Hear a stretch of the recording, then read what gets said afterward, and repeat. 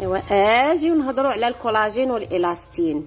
الكولاجين كيعطينا القوه والصلابه، كنلقاوه في الجلد وكنلقاوه في العظام وفي الاوتار وفي القرنيه وفي بزاف ديال يعني في الاعضاء ديال الجسم. والالاستين كيعطينا المرونه، ملي كيبدا ينقص الالاستين الجلد كيبدا يوقع فيه تمزقات. دائما الجلد فاش كيتمدد الالاستين هو اللي كيخليه يرجع للطبيعه ديالو بدون تمزقات. هما بزوج كيكونوا لنا واحد التوازن، يعني ضروري خاصهم يكونوا عندنا. حنا كنعرفوا كيبداو ينقصوا مع السن، هادشي علاش كيبقاو يبانوا ترهلات جلديه وكيبانوا تجاعيد وتمزقات.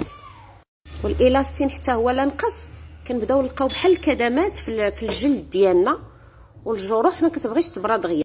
الحل كاين مع اوكسيسكين كولاجين الاستين، فيه الزنك وفيه فيتامين سي. ناقص بزاف، كناخذوا 2 الصباح قبل الفطور و2 قبل العشاء لمده شهرين. اما للوقايه كناخذوا 2 قبل العشاء لمده 3 اشهر، وممكن اننا نعاودوها.